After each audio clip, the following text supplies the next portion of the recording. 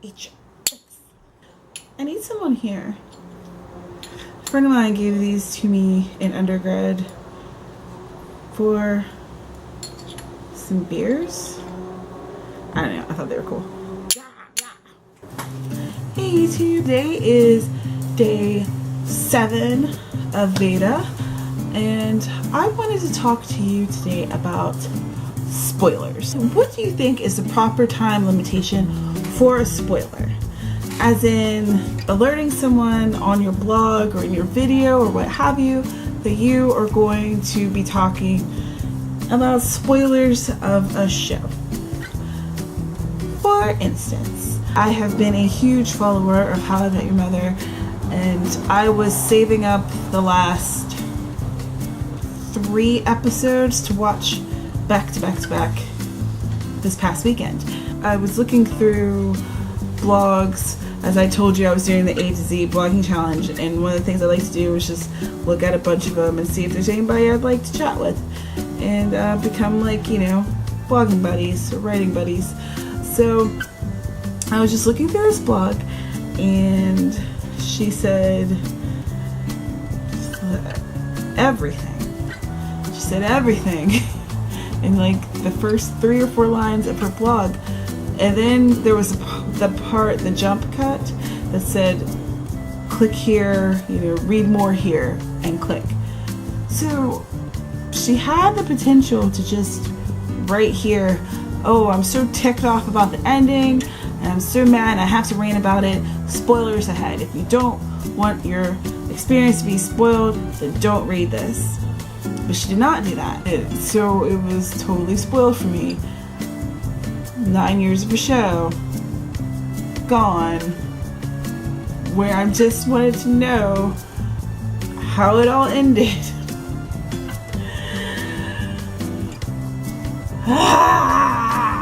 When I mentioned it to her, she was like, well, sorry, but I did wait 3 days to write it. A 3-day spoiler is enough time, because not everyone watches something on the day that it originally happens.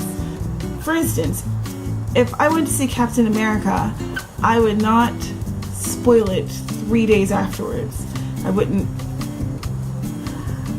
Honestly, I probably would take a really long time before I would just post it and not give a spoiler disclaimer. And I would do that just because people are so hypersensitive about spoilers that inevitably there will be someone who hasn't watched it yet who will be ticked off and send you a tweet before they go to sleep at 5:30 in the morning because they have insomnia and now they're irritated because their show's been ruined. Not naming names. Before that, I was reading through a blog and this guy was talking about Star Wars.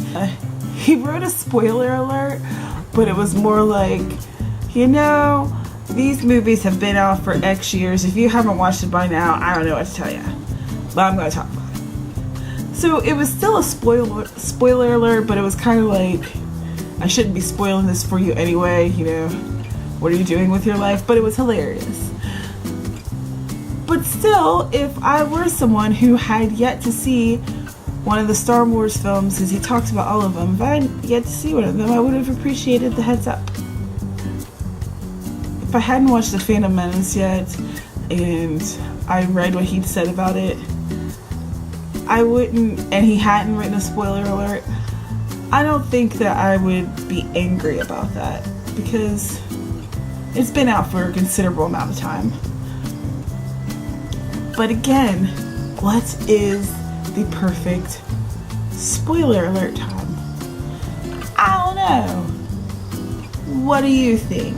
Tell me down below, what do you think is the perfect spoiler time? I'm still not sure. And like me if you like me, subscribe if you want to. All my social media stuffs are in the description. Thank you for joining me, and I will see you tomorrow. Bye.